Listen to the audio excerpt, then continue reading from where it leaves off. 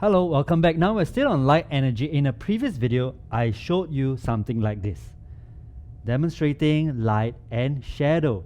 And that's exactly what we want to look at in today's video. Now, if I were to draw what we just did on paper, it will look like this. This symbol represents a light source, this represents an object, and this a screen. And every time you put an object in between a light source and a screen, you will observe that a shadow is formed. Now, what happens if we were to move the object nearer to the light source?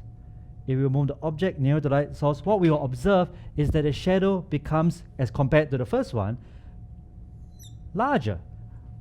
What happens if we move the object further away from the light source? What we will observe is that the shadow, comparatively, will become smaller. All right? Now, how can we demonstrate that? Of course we can. So this, what I'm holding, is a screen. All right? And my friend Kenny is going to help us. All right? What he's holding in his hand is the object and the light source. So what we have here is number 1. All right, we're going to do number 2 by moving the object nearer to the light source. Did you see that? Can you see that the shadow has become larger or longer? But also I want you to notice that the shadow has become less sharp. Alright, so let's go back to number 1 and we'll go do number 2 again. Observe shadow becoming longer but less sharp. Alright, how about number 3? Let's go back to, this is number 1. Let's do number 3 where the object is brought further away from the light source. You can see that, look at that. The shadow becomes shorter but more sharp. Alright, let's go back to number 1 and we move it away from the light source. The shadow becomes shorter or smaller but more sharp. Alright, now let's bring it together and let's make things a little bit clearer.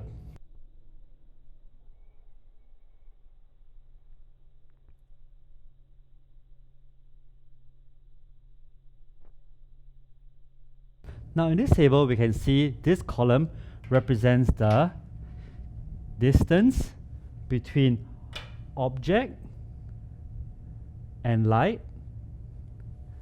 This represents the shadow size, and this one the shadow quality. Now, using this one as number 1 as a reference, if we were to bring the object and the distance between the object and light to be shorter, all right, to be shorter in comparison to number 1,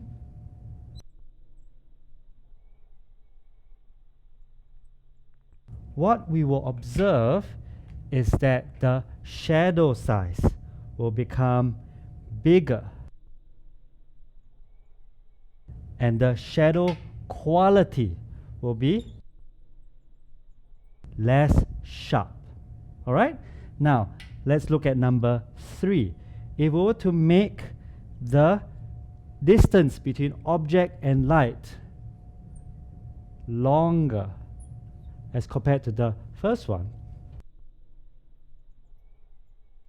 the shadow size will become smaller, but the shadow quality will become sharper.